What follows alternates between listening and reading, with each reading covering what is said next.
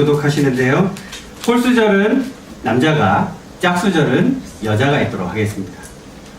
홀수절 누가 있는다고요? 남자가, 짝수절은 여자가 읽으셔야 됩니다. 자, 홀수절 남자 먼저 읽겠습니다. 시작. 예수께서 제자를 삼고 세례를 베푸시는 것이 요한보다 많다 하는 말을 바리새인들이 들은 줄을 주께서 아신지라. 예수께서 친히 세례를 베푸신 것이 아니요 제자들이 베푸시라. 이래를 떠나사 다시 갈릴리로 가시세 사마리아를 통과하여야 하겠는지라. 사마리아에 있는 수가라 하는 동네에 이르니 야곱이 그 아들 요셉에게 준 땅이 가깝고 그곳도 야곱의 동네이더라. 예수께서 길 가시다가 피곤하여 흙물길에 그대로 앉으시니 때가 6시쯤 되었더라. 사마리아 여자 한 사람이 물을 기르러 왔음에 예수께서 물을 좀 달라 하시니 이는 제자들이 먹을 것을 사러 그 동네에 들어갔음이더라. 사마리아 여자가 이르되 당신은 유대인으로서 어찌하여 사마리아 여자인 나에게 물을 달라 하나이까 하니 이는 유대인이 사마리아인과 상종하지 아니함이로라. 예수께서 제자들에게 이르시되 내가 만일 하나님의 백성과 또 내게 물 좀 달라 하니가 물을 달라하면 내가 그에게 구하였을 것이요 그가 생수를 내게 주었으리라. 여자가 이르되 주여 물 기를 그릇도 없고 이 우물은 깊은데 어디서 당신이 그 생수를 얻게 싸움나이까. 우리 조상이라고니 이 우물을 우리에게 주셨고 또 여기서 자기와 자기 아들들과 짐승이 다 마셨는데 당신이 야곱보다 더 크니까. 예수께서 대답하여 이르시되 이 물을 마시는 자마다 다시 목마르려니와 내가 주는 물을 마시는 자는 영원히 영원하지 아니하니 내가 주는 물은 그 속에서 영생토록 솟아나는 생수물이 되리라. 여자가 이르되 주여 그런 물을 내게 주사 목마르지도 않고 또 여기 물 기르러 오지도 않게 하옵소서. 이르시되 가서 내 남편을 불러오라. 여자가 대답하여 이르되 나는 남편이 없나이다. 예수께서 이르시되 내가 남편이 없다 하는 말이 옳도다. 너에게 남편 5이 있었고 지금 있는 자도 다 남편이 아니니 내 말이 참되도다. 여자가 이르되 주여 내가 보니 선지자로소이다. 우리 조상들은 이산에서 예배하였는데 당신의 말은 예배할 곳이 예루살렘이니까 하더이다. 예수께서 이르시되 여자여 내 말을 믿으라. 이 산에서도 말고 예루살렘에서도 말고 너희가 어저께 예배할 때가 이르리라. 너희는 하나님 것을 예배하고 우리는 아는 것을 예배하노니 이는 구원이 유대인에게서 나와. 아버지께 참되게 예배하는 자들은 영과 진리로 예배할 때가 오나니 곧 이때라. 아버지께서는 자기에게 이렇게 예배하는 자들을 찾으시느니라. 하나님은 영이시니 예배하는 자가 영과 진리로 예배할지니라. 여자가 이르되 메시아 곧 그리스도라 하는 이가 오실 줄을 내가 아노니 그가 오시면 모든 것을 우리에게 알려주시리이다. 예수께서 이르시되 내가 말하는 대로 다 하시니라. 이때 여자들이 돌아와서 예수께서 여자와 말씀하시는 것을 이상히 여겼으나 무엇을 구하시나이까 어찌하여 그와 말씀하시나이까 묻는 자가 없더라. 여자가 얼굴을 벌리고 눈을 떠서 사람에게 이르되 내가 행한 모든 일을 내게 말한 사람을 보았어보라. 이는 그리스도가 아니냐 하니 그들이 동네에서 나와 예수께로 아멘. 오늘 이야기는 사마리아 여인을 예수님께서 만나시는 이야기죠. 여러분 사마리아 하면 무엇이 생각나세요? 사마리아. 그렇죠. 선한 사마리아. 네, 제일 많이 생각하는 게 선한 사마리아 사람의 이야기죠. 어떤 사람이 어디를 가다가 그 산에서 강도를 만나가지고 어떻게 했어요? 흥신 두드려 해맞고 다 뺏기고 그렇게 쓰러져 있었는데 레위인도 지나가고 제사장도 지나가고 유대인도 지나가고 다 그냥 지나갔는데 누구만 그를 도와줬어요? 사마리아 사람만 도와줬어요. 그래서 우리는 사마리아 사람 하면 우리는 어떤 걸 제일 많이 떠오르게 되냐면 사마리아 사람은 어떻구나? 선하구나, 착하구나 이렇게 떠올리게 되죠. 근데 실제로 이스라엘 사람들은 사마리아 사람들을 착하다고 생각했을까요? 그렇지 않습니다. 왜 선한 사마리아인의 비유를 예수께서 말씀하셨냐면 이스라엘 사람들이 평소에는 착하지 않다고 생각하는 아주 못되고 혼혈돼 있고 지들밖에 모르고 우리나라로 치면 매국노처럼 생각을 했던 그런 사람들인데 그 사람이 선한 사람일 수 있다라는 여러 가지 그런 배경을 가지고 예수님께서 말씀하셨기 때문에 어쨌든 이스라엘 사람들은 기본적으로 사마리아 사람들에 대해서 별로 그렇게 좋아하는 감정을 가지고 있지 않습니다. 왜 그러냐 하면 오늘 예수님이 가시는 길은 유대에서 저 위쪽 갈릴리로 올라가시는 길인데 중간에 사마리아라는 지역이 있습니다. 사마리아 지역에서도 특히 이 수가성을 지나가시면서 이 여인을 만나셨는데 예수님께서 이 유대 땅에서 갈릴리로 가시는 중간에 사마리아 땅을 일부러 지나가셨어요. 근데 저 사마리아라는 곳이 참 재밌습니다. 왜 재밌냐면 이스라엘 사람들에게 BC 722년에 북이스라엘이 아수르에 의해서 멸망을 당할 때 아수르가 사람들에게 이스라엘 사람들과 혼혈 정책을 편 곳이 바로 이 사마리아 지역입니다. 우리나라가 일제 강점기 시절에 일제가 일본 사람들이 어떻게 했어요? 우리나라 이름 바꾸게 하고 혼혈 정책을 써가지고 일본 사람과 강제로 결혼시키고 이런 일들을 굉장히 많이 했죠. 그래가지고 부산이나 이런 데 가면은 그렇게 일본 사람들과 혼혈된 사람들이 사는 지역이 옛날에 있었고 지금은 없어졌지만 그런 지역들이 있었던 것처럼 이스라엘에도 동일하게 그런 지역이 있었는데 바로 사마리아 지역이 그런 지역이었던 겁니다. 그러다 보니까 이스라엘 사람들이 사마리아 사람들을 뭐라고 불렀을까요? 예, 개라고 불렀습니다. 개라고. 참 말도 안 되는 얘기긴 한데 우리나라 사람들은 혼혈된 사람들을 옛날에 안 좋은 말로 뭐라고 불렀어요? 틱이라고 많이 불렀죠. 말도 안 되는 나쁜 정말 단어인데 그렇게 불렀던 것처럼 이스라엘 사람들은 이 사마리아 사람들을 개라고 불렀습니다. 갈릴리하고 유대하고 사람들이 굉장히 많이 왔다 갔다 했었는데 재밌는 건 뭐냐면 사마리아를 지나가면 금방 가요. 그렇게 오래 걸리지 않습니다. 근데 사람들이 갈릴리에서 유대로 가거나 유대에서 갈릴리로 갈 때 사마리아 지역을 지나가지 않고 저쪽 베레아나 데가볼리 쪽으로 돌아가거나 아니면 지중해 연안 쪽으로 나가서 그쪽 길로 돌아가거나 그래서 하루나 이틀 정도 더 걸리는 길인데도 그쪽으로 돌아다녔어요. 왜 그랬을까요? 사마리아로 가기 싫었던 거예요. 왜? 거기는 누가 사니까? 개가 사니까 가기 싫었던 거예요. 그 정도로 이스라엘 사람들이 사마리아 사람들을 굉장히 싫어했습니다. 그런데 오늘 말씀해 보면 예수님께서 어떻게 하셨어요? 굳이 그 길로 가셨습니다. 아까 읽었던 4장 3절부터 4절 말씀을 같이 다시 읽어볼까요? 시작. 유대를 떠나서 다시 갈릴리로 가셨으되 사마리아를 통과하여야 하겠는지라. 자, 유대를 떠나서 갈릴리로 갈 때 이스라엘 사람들은 사마리아를 통과하지 않았는데 사마리아로 가지 않았는데 예수님께서는 어떻게 하셨다고요? 굳이 사마리아를 통과하여야 하겠는지라. 어떻게 한 거예요? 예수님이 의지와 의도를 가지고 그 길을 가셨다는 거죠. 무슨 의도로 그러셨을까요? 네? 뭐 때문에 그 길로 가셨을까요? 왜 그 길을 통과하여야 하셨을까요? 예수님께서 누구를 만나시려고 일부러 그 길을 가셨어요. 누구를 만나시려고? 사마리아의 한 여인. 이름은 나오지 않습니다. 사마리아의 한 여인을 만나기 위해서 예수님께서 그 길을 일부러 가셨던 거죠. 왜 이 여인을 만나기 위해서 그 길을 가셨을까요? 이유가 뭘까요? 이 여인은 뭐 하시기 위해? 구원하시기 위해. 우리는 구원에 대해서 착각을 할 때가 굉장히 많이 있습니다. 내가 예수를 믿었고 내가 교회를 다녔고 내가 선택을 해서 내가 구원받았다고 생각할 때가 참 많이 있습니다. 여러분의 선택일까요? 아니면 하나님이 여러분을 선택하신 걸까요? 네, 맞습니다. 근데 우리는 그게 머리로는 알고 있는데 마음으로는 그렇게 믿고 계시지 않은 분들이 참 많은 것 같아요. 구원은 전적으로 하나님의 손에 있습니다. 여러분이 하나님을 믿는 과정을 한번 잘 생각해 보세요. 여러분이 하나님을 선택한 것 같고 예수님을 믿기로 작정한 것 같지만 실제로 하나님께서 여러분을 그렇게 인도하신 거예요. 하나님이 그렇게 여러분을 만나시기 위해 하나님께서 굳이 그 길을 가셨던 거예요.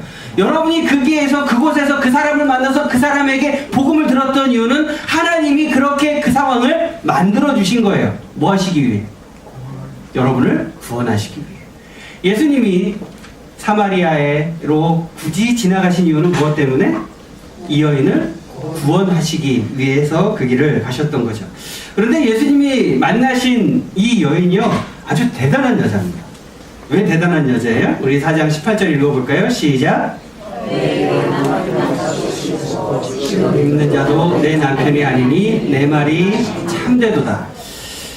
너에게 남편 다섯이 있었는데 지금 있는 자가 내 남편도 아니래요. 그러니까 지금 있는 남자까지 합치면 몇 번째 남편이라는 거예요? 6번째 남편이라는 거예요.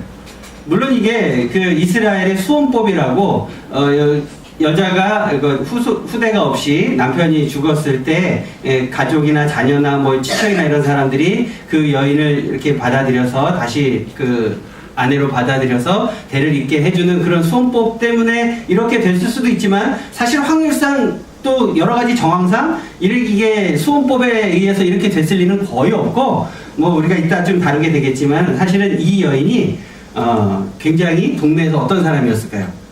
부도덕한 여인으로 무시당하던 그런 여자였던 걸로 봐서 아마 수혼법에 의한 건 아니었고, 이 여인이 다른 이유로 이렇게 여러 남편을 두게 되었던 거죠.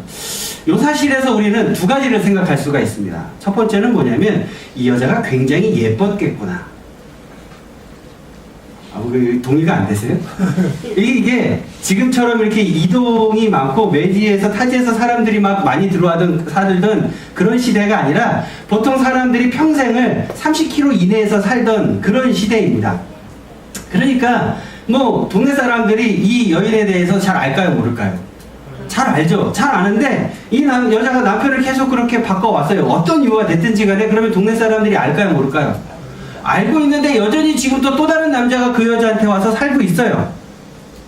그 이야기는 이 여자가 굉장히 예쁠 가능성이 높다는 거죠. 굉장히 예쁠 가능성이 높다는 겁니다. 굉장히 이렇게 동의가 안 되는 척 하고 계시는 건지, 모르는 척 하고 계시는 건지, 예. 하여튼 그런 가능성이 굉장히 높고, 두 번째는 뭐냐면, 이 여인이 굉장히 부도덕한 삶을 살고 있구나 라는 것도 우리가 미루어서 짐작을 할 수가 있겠죠. 이 여자가 이러다 보니까 다른 동네의 여자들한테 어떤 대상이 되었을까요? 그렇죠. 왕따가 됐고, 모이기만 하면 무슨 얘기 했을까요? 뒷담화 했겠죠. 여자들이 어디 모여서 뒷담화해요? 옛날에 우물가, 그렇죠. 우물가, 빨래터 이런 데 모여가지고 뒷담화를 하는 거예요. 그 뒷담화하기 참 좋아요, 그곳이. 그죠? 여자들만 모여있고, 거기에서 빨래하면서 뭐예요?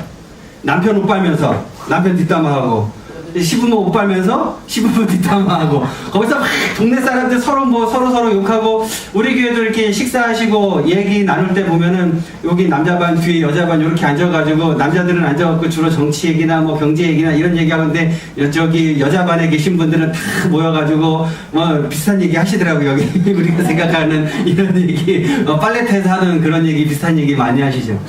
그렇게 있었던 거죠. 그러니까 이 여인이 우물가에 가는 게 좋았을까요? 싫었을까요? 가기 싫었죠. 굉장히 싫었습니다. 요한복음 4장 6절에서 7절에 보면 이 여자가 물을 뜨러 갔는데 몇 시에 물을 뜨러 갔어요? 6시. 이 6시가 언제일까요? 이게 새벽 6시가 아니고요. 이스라엘 시간으로 6시는 지금으로 치면 낮 12시입니다. 낮 12시. 시간의 단위가 지금이랑 좀 다른데, 이스라엘 성경에 나오는 시간이 6시, 그러면은 지금으로 치면 낮 12시 정도 되는 거예요. 정오, 한낮에 그 더운 시간에 물 들어가는 게 좋아요, 안 좋아요? 안 좋아요. 여러분이 한낮에 밖에 나가서 뭐 하고 그러시면 안 돼요. 큰일 납니다. 한낮에 물 들어가는 게 싫은데도 이 6시에 한낮에 물 들어간 이유는? 그렇죠. 사람들 만나기 싫은 거예요. 왜 만나기 싫어요? 가면은 뭐랄까, 이렇게 가서 물 뜨고 있으면 뒤에 옆에서 앉아있고 물 뜨고 빨래하는 여자들이 뭐라 할까요? 왔어.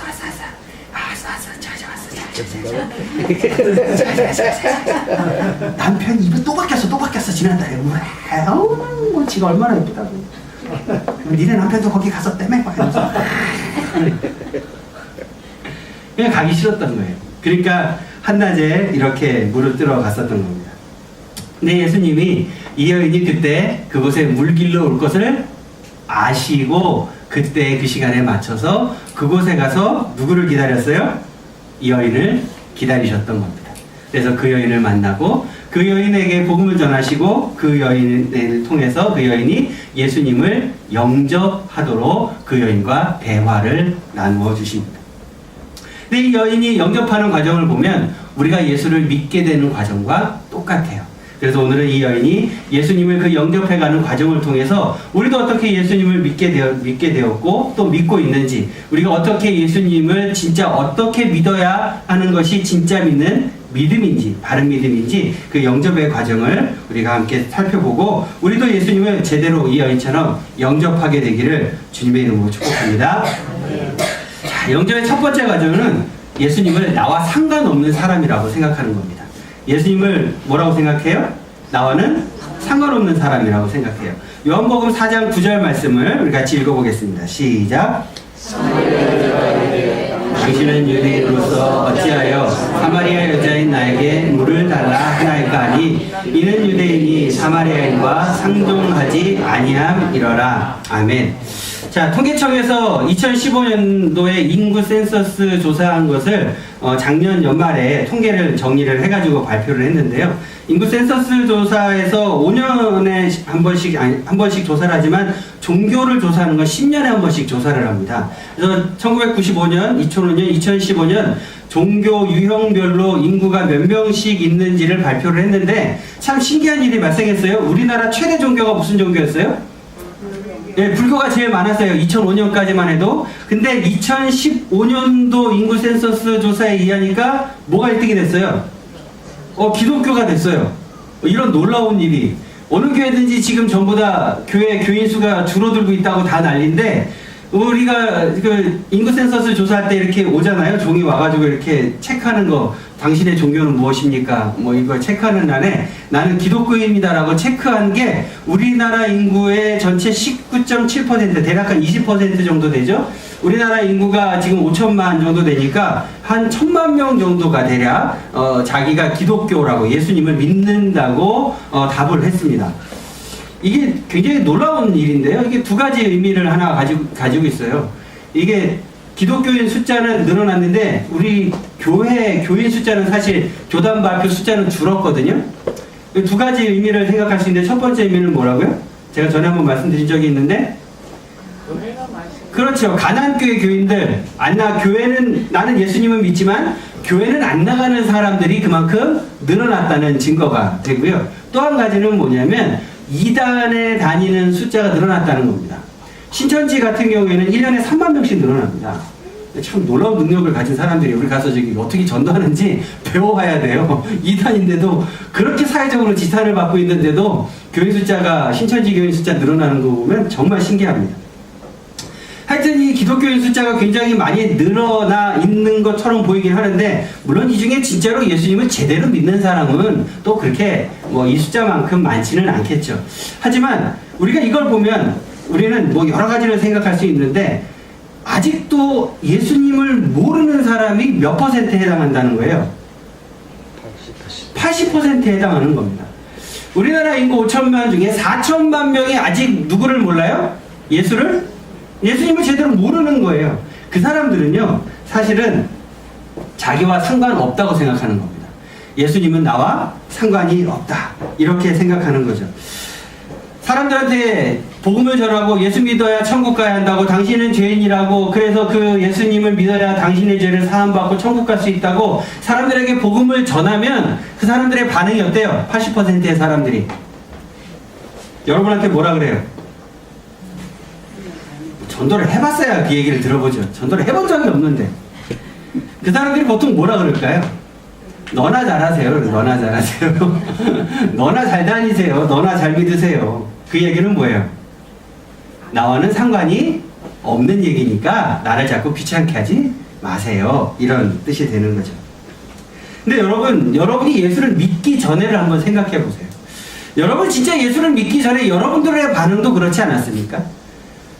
여러분이 예수를 믿기 전에 정말 여러분이 여기 앉아서 있을 거라고 생각해 보셨어요? 여러분 교회 다니는 사람 정말 이상하지 않았어요? 교회 가면 돈을 주나요? 신기하게 돈을 내고 다녀요. 그렇죠? 내고 다녀요.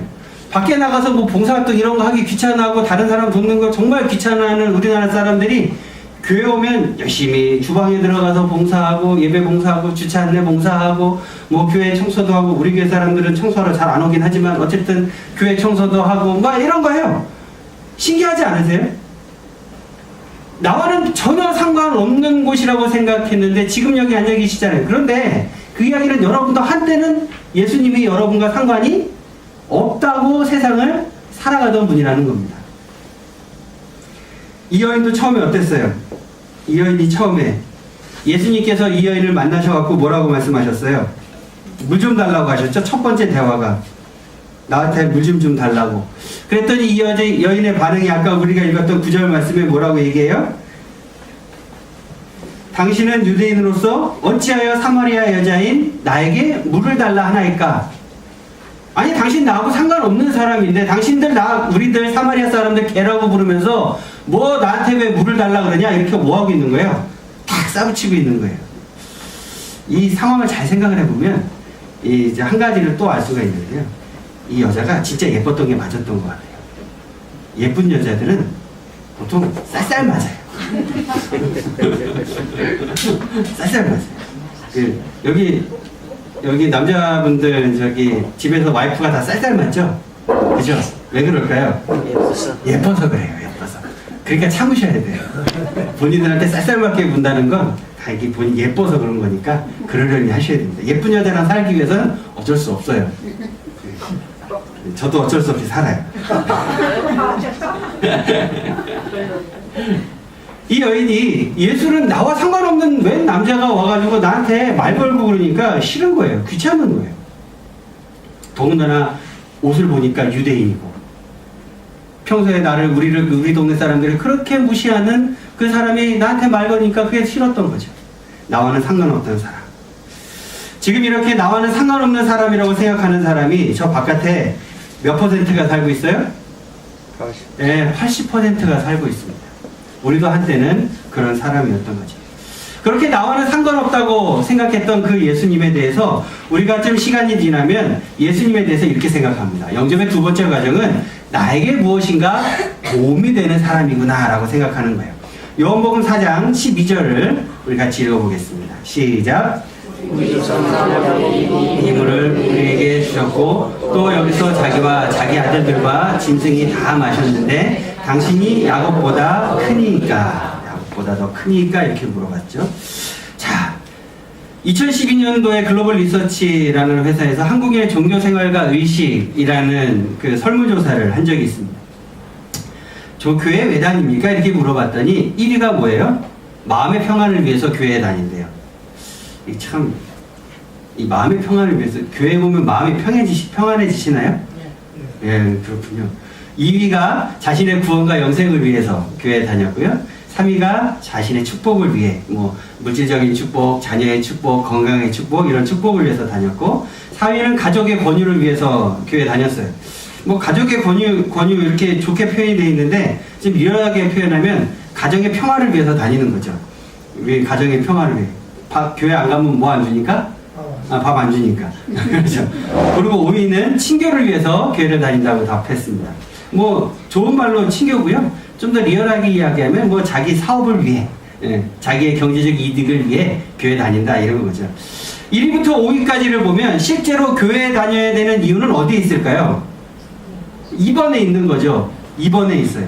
2번에 있는 것만 진짜 교회 다니는 이유고 나머지 4가지는 뭐예요? 부수적인 것들이죠. 그런데 이 나머지 부수적인 것들을 위해서 교회 다니는 사람들이 굉장히 많은데 실제로 교회에 다니는 사람들의 70%는 구원과 영생을 위해서, 예수님을 믿고 구원받고 영생하기 위해서 교회 다니는 것이 아니라 대략 한 70%의 사람들은 자기의 마음의 평안을 위해, 축복을 위해, 뭐 가족의 평화를 위해, 사업상의 문제로 인해 그런 이유로 교회를 다니고 있다는 거예요.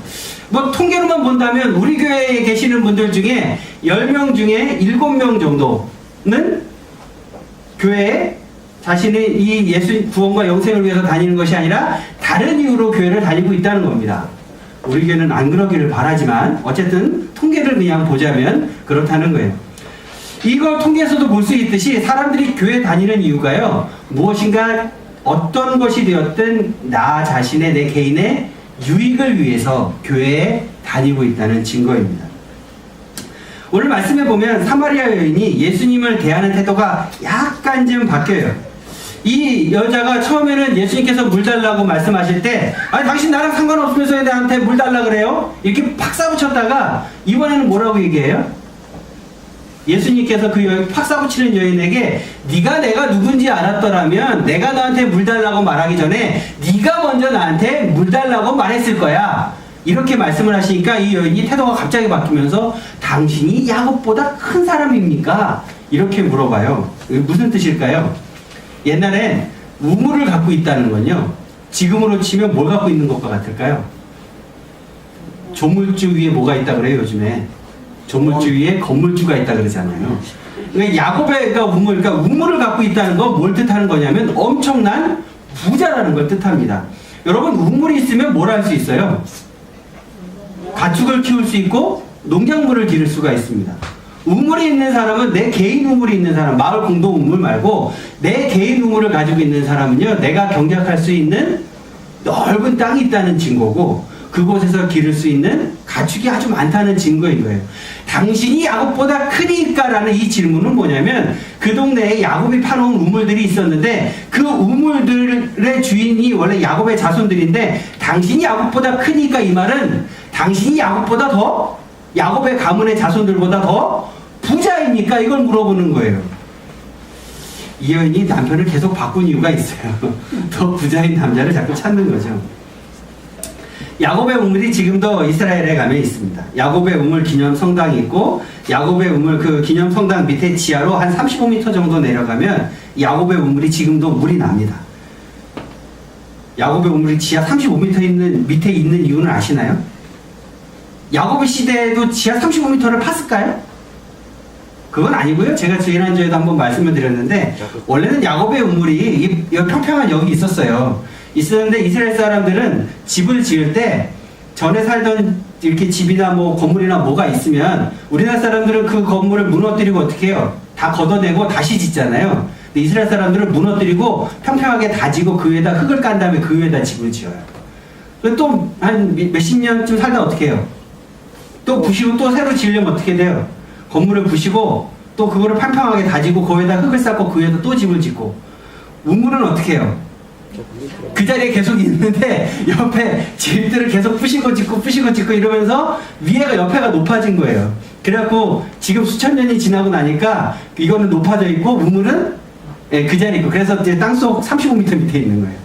근데 어찌됐든 지금도 이 야곱의 우물에서 물이 잘 나고 있는데, 이 여인은 이제 예수님이 나와는 상관없는 사람이었다고 생각했던 것에서 지금은 나에게 무엇인가를 줄 수 있는 남자로 생각하는 거죠. 야곱보다 더 부자인. 우리가 교회를 처음 다니게 될 때 그런 이유로 교회에 많이 다니죠. 교회 다니면 부자 된대. 교회 다니면 축복받는데. 교회 다니면 애들이 대학에 잘 붙는데. 교회 다니면 병이 낫는데. 이런 이야기를 듣고 교회에 다니기 시작하는 분들이 굉장히 많이 있습니다. 교회 다니면 부자 되고, 교회 다니면 병 낫고, 교회 다니면 소원이 다 이루어지고 그렇습니까? 만약에 정말 그렇게만 된다면 제가 늘 말씀드리잖아요. 저는 로또를 사겠습니다. 로또를 사가지고 저는 열심히 기도할 겁니다. 주여! 로또가 되게 하여 주시옵소서! 그래갖고 제가 로또 다 돼가지고 여러분들 맨날 맛있는 거 사드리고, 우리 교회 맨날 놀러 다니고, 얼마나 좋겠어요? 그죠? 그러면 저만 사겠어요? 여러분들도 사겠죠?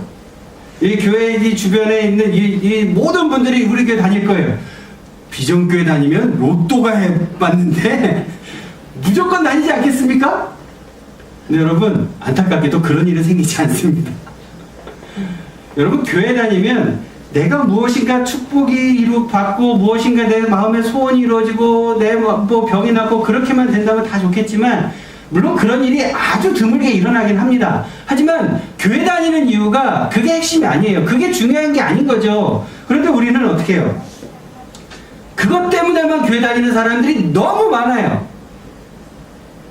여전히 교회 다니는 이유가 그것 때문에 다니는 거예요. 뭘 보면 알 수 있을까요? 그 사람들의 기도 제목을 보면 알 수 있습니다. 기도 제목이 하나님의 뜻을 구하는 데는 관심이 없어요. 하나님이 나에게 무엇을 원하시는지는 관심이 없어요. 하나님이 나한테 어떻게 살아가기를 원하시는지는 별로 관심이 없어요. 뭐에만 관심 있어요? 내가 잘 되는 데만 관심 있어서 그것만 구하는 거예요. 심지어 기도할 때 이렇게 기도하죠. 주여, 우리 애가 이번에 꼭 대학에 합격하게 하여 주시옵소서. 만약에 떨어지면 나 교회 안 다닐랍니다.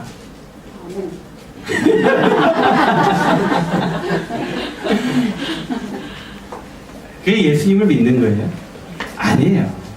그냥 무엇인가 나에게 도움을 주는 그런 어떤 존재, 그런 존재로 믿고 교회를 다니고 있는 거죠. 그런 사람에게 주님 뭐라고 말씀하실까요? 뭐라고 말씀하실까요? 예수님이 이 여인이 당신이 야곱보다 크니까라고 물었을 때 예수님은 계속해서 그 여인의 생각을 바꿔주십니다. 말씀을 통해서 바꿔주세요. 어떻게 바꿔주시느냐? 영접의 세 번째 과정은 예수님을 선지자라고 생각하는 거예요. 예수님을 뭐로 생각한다고요? 선지자. 요한복음 4장 16절부터 19절까지 우리 같이 읽어보겠습니다. 시작. 여자가 대답하여 이르되 나는 남편이 없나이다. 예수께서 이르시되 내가 남편이 없다 하는 말이 옳도다. 너에게 남편 5이 있었고 지금 있는 자도 내 남편이 아니니 내 말이 참되도다. 여자가 이르되 주여 내가 보니 선지자로소이다. 예수님께서 이 여인의 질문이 당신이 야곱보다 크니까 라는 이 질문에 대해서 예수님이 엉뚱한 말씀을 하세요. 무슨 말씀하세요? 가서 네 남편을 데려와라. 이 여인의 가장 어떻게 보면 가리고 싶은 그 부분을 예수님께서는 확 드러나게 하시는 거예요. 그리고 드러나게 하니까 이 여인이 어떻게 해요? 방어 기제가 이제 작동을 하죠. 가리고 싶은데 이거 뭐라고 얘기해요? 저 남편이 없습니다. 이렇게 얘기를 하죠. 그러니까 예수님께서 또 한 번 더 드러내십니다. 그래, 네 남편 다 옛날에 있었고 지금도 네가 남편이랑 어떤 남자랑 살고 있는데 그 남편도 내 남편이 아니다 이렇게 말씀하세요. 그 네 남편이 아니면 누구 남편일까요? 남의 남편이겠죠. 다른 여자 남편이겠죠. 그래, 네 말이 맞다. 이러니까 이 여자가 어떻게 해요? 자기의 이런 부끄러운 모습이 확 드러나잖아요. 그러니까 여자가 이르되 주여 내가 보니 당신이 선지자 같습니다. 이제 태도가 바뀌게 됩니다. 교회 다니다 보면 어느 순간인가 알게 되죠. 내 안에 추악한 모습을 깨닫게 됩니다. 교회 다니다 보면 말씀이 더 이제 깨달아지고 하나님이 나에게 하시는 말씀을 관심 갖고 성경을 읽고 설교를 듣고 기도를 하다 보면 조금씩 깨닫게 됩니다. 내가 이렇게 부끄러운 모습을 가지고 있었구나. 내가 죄인이 아니라고 생각했는데 나의 이런 모습이 정말 부끄러운 죄인의 모습을 가지고 있구나. 내가 이런 것은 죄가 아니라고 생각했는데 이게 진짜 죄였구나. 내가 하나님 보시기에 얼마나 부끄러운 모습으로 살아가고 있었구나. 알게 되고 깨닫게 되어가는 거죠. 근데 문제는요, 그런 걸 조금씩 깨닫게 되면요, 사람들이 엉뚱한 짓을 좀 많이 해요. 엉뚱한 짓. 무슨 짓인지 아세요? 뭔지 아세요? 여러분 옛날에 이 부채도사 기억나십니까? 애들은 도대체 저게 뭐야 이런 표정으로 보고 있는데 옛날에 그 유머 1번지에 보면 이 부채도사 이렇게 와갖고 뭐 부채도사한테 와서 뭐 물어보면 이게 씁니까? 이렇게 하던 그 부채도사. 이 전보로 다니는 분들이 굉장히 많아요. 교회 다니는 분들도 전보로 다니는 분들이 굉장히 많아요. 근데 이게 점 보러 다니는 게 무슨 점집 가서 점 보는 것만 점인 줄 아세요? 아니에요. 여러분들 중에 뭐 주변에 보면 그런 분들 굉장히 많을 거예요. 어느 기도원에 가면 용한 목사님이 계셔. 그 목사님한테 기도받으면 아이고 대학교 어디 써야 되는지 알려주신대. 그 목사님한테 가서 기도를 받으면 미래가 보인대. 뭐 하러 가는 거예요? 점 보러 가는 거예요.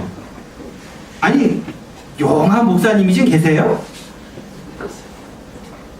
저는요, 솔직히 말하면 그런 거를 저는 이런 표현이 좀 사실은 전혀 이렇게 경건하지 않은 표현이긴 하지만 저는 솔직히 기독교 무당 같아요. 무당. 아니 하나님한테 기도하면 여러분이 기도하나 제가 기도하나 똑같아요. 제가 무슨 특별한 능력이 막 여기 손바닥에서 막 나갔으면 좋겠어요. 저도 그런 거 없다고요. 저만 하나님을 아버지로 고백하고 여러분은 하나님을 아저씨로 고백하세요? 저에게도 아버지고 여러분에게도 아버지 똑같다고요. 근데 왜 자꾸 엉뚱한 데 가가지고 뭐 기도 받으러 가고. 물론 여러분이 집중해서 기도가 필요한 시기가 있어요. 그럼 여러분 가서 기도하시면 돼요. 여러분에게 집중적으로 말씀이 필요할 때가 있어요. 그럼 집중적으로 가서 말씀 듣고 기도하시면 되는 거예요. 그런데 그런 거 할 생각은 관심이 없고 그런 데는 관심이 없고 뭐에만 관심 있어요? 전 보는 것처럼 무슨 초자연적인 그런 현상에만 관심을 두고 그런 데만 쫓아다니는 분들이 있어요. 제가 지구촌교회 있을 때도 그 지구촌교회 그 분당성 예배당 그 사거리 맞은편에 무슨 저기 그 기도원 같은 비슷한 게 그 상가 꼭대기층에 있었는데 금요일날 심야 기도회가 되면 교회 지구촌교회 안 오시고 거기 가시는 분들이 있었어요. 물을 여쭤봤죠. 왜 거기 가시냐고 그랬더니 거기 가면 성령이 넘친대요. 거기 목사님이 막 기도하시면 막 이렇게 막 성령을 막 받는데요. 아니 목사가 성령을 막 나눠줄 수 있어요? 제가 목사가 성령님보다 높아요? 성령님을 제가 막 받아다가 여러분한테 막 이렇게 나눠줘요? 그런 게 어딨어요. 제발 이상한 데 좀 다니지 마세요. 제발 이상한 데 쫓아다니지 마세요. 뭐 어떤 동영상 보니까 목사님 동영상 보니까 막 이러시대요. 지금부터 성령이 나갑니다. 성령 받아라. 성령을 마음대로 막 줬다 뺐다 할 수 있는 분인가 봐요. 여러분이 성령을 사모하시고 여러분이 하나님으로부터 성령을 받으시는 거지 누군가를 통해서 받는 게 아니에요. 어떤 사람을 통해서 받는 게 절대로 아니에요. 여러분이 기도하셔서 여러분이 받는 거예요. 하나님과 여러분 1대1 관계이지 누가 그 중간에서 제가 목사나 누가 주고 나눠주고 빼고 이렇게 할 수 있는 게 아니라고. 그런데 여러분 교회 다니다 보면 자꾸 그런데 체험하는 것 영적으로 막 이상한 거 그런 거 입신하고 이런 데 관심 두는 분들이 자꾸 많아져요. 왜 그럴까요? 왜 그럴까요?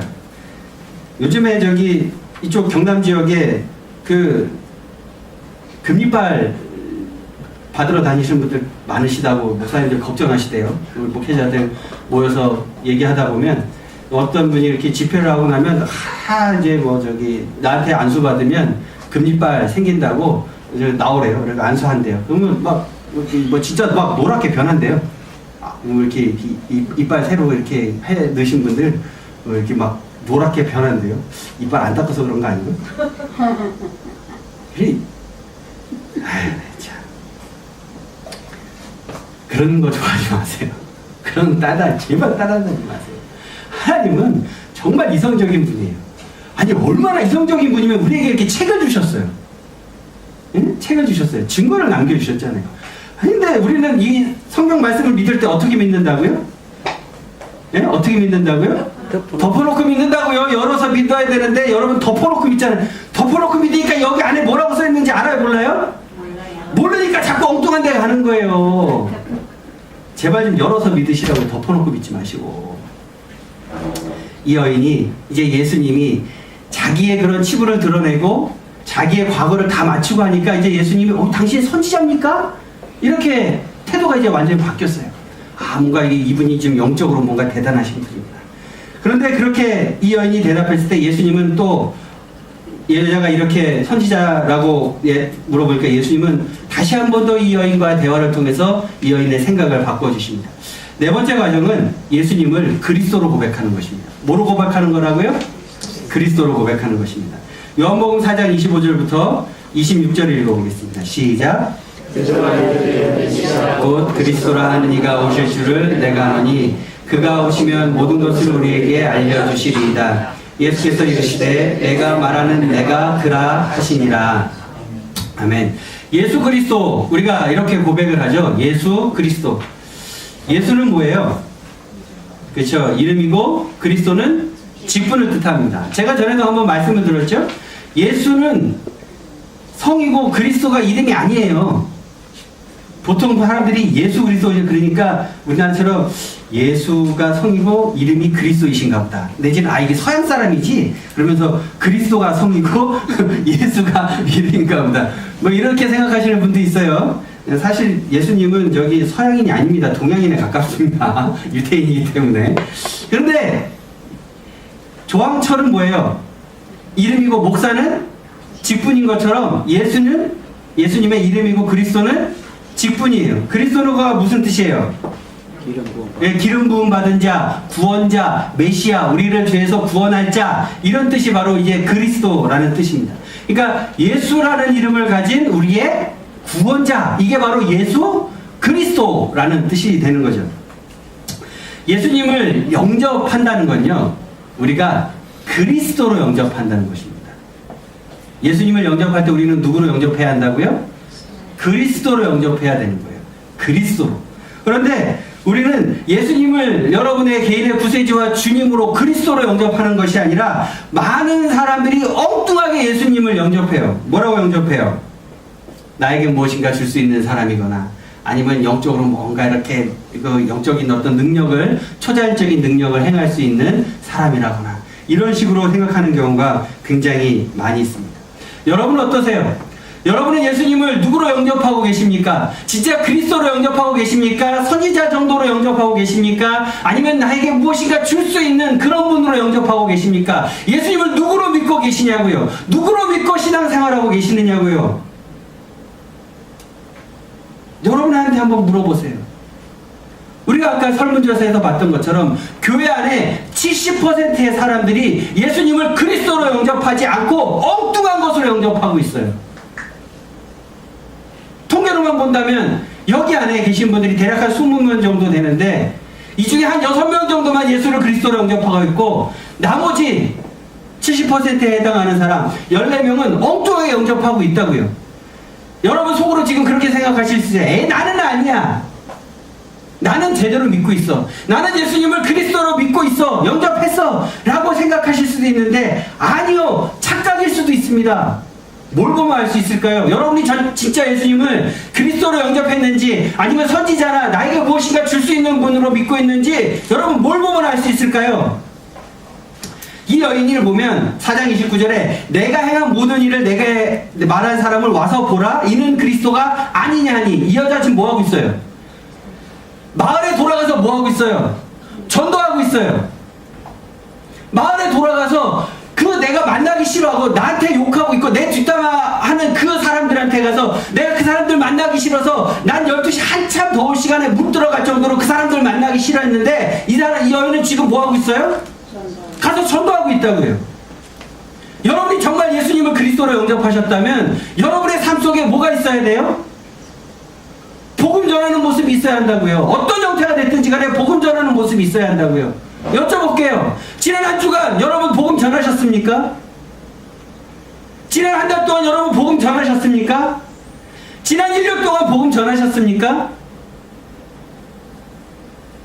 그거 안 하고 있는데 물론 복음을 전하는 방법엔 여러 가지가 있습니다. 삶 속에서 다른 사람들을 도우면서 복음을 전할 수도 있고 진짜 글자 그대로 가서 예수 믿고 구원받아야 한다고 그 말을 할 수도 있고 삶 속에서 누구를 섬김으로써 누구를 도움으로써 복음을 전할 수도 있고 여러 가지 형태의 복음 전하는 모습이 있을 수 있지만 어찌됐든 여러분이 지난 한 주간 아니 한 달 지난 1년 동안 제대로 복음 전하는 모습이 여러분의 삶 속에서 없다면 여러분은 예수님을 그리스도로 영접한 것이 아니라 그냥 단순히 선지자나 나에게 무엇인가를 줄 수 있는 그런 분으로 영접했을 가능성이 굉장히 높습니다. 아니라고요? 목사님 전도하셨어요? 예.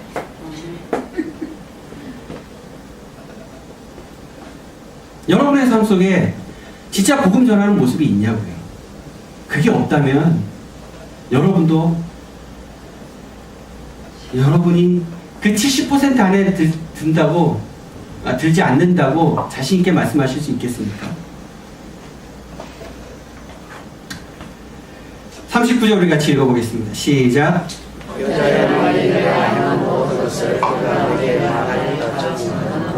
그 동네 중에 많은 사마리아인이 예수를 믿는지라. 이 여인이 하는 말을 다른 사람들이 믿기 쉬웠을까요? 어려웠을까요? 어려웠습니다. 어려웠겠죠. 이 여인이 하는 말을 사람들이 믿기 어려웠을 겁니다. 그런데 이 여인이 하는 말을 사람들이 어떻게 했어요? 믿었어요.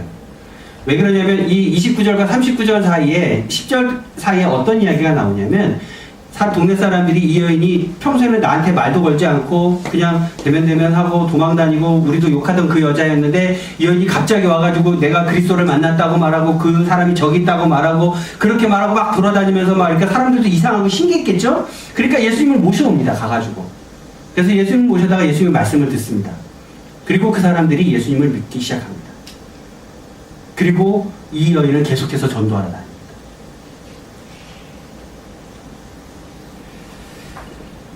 우리의 삶 속에 이런 모습이 있어야 하는 거죠. 여러분이 예수를 믿고 달라진 삶의 모습이 있어야 되는 거예요. 저 사람이 평소에 그러지 않았는데 예수 믿더니 달라졌어. 저 사람이 그런 사람이 아니었는데 예수 믿더니 착해졌어. 저 사람이 그런 사람이 아니었는데 예수 믿더니 갑자기 저 사람이 이렇게 이상하게졌네? 그런 모습이 있어야 한다는 거죠. 달라져가는 모습이 있어야 되는 거죠.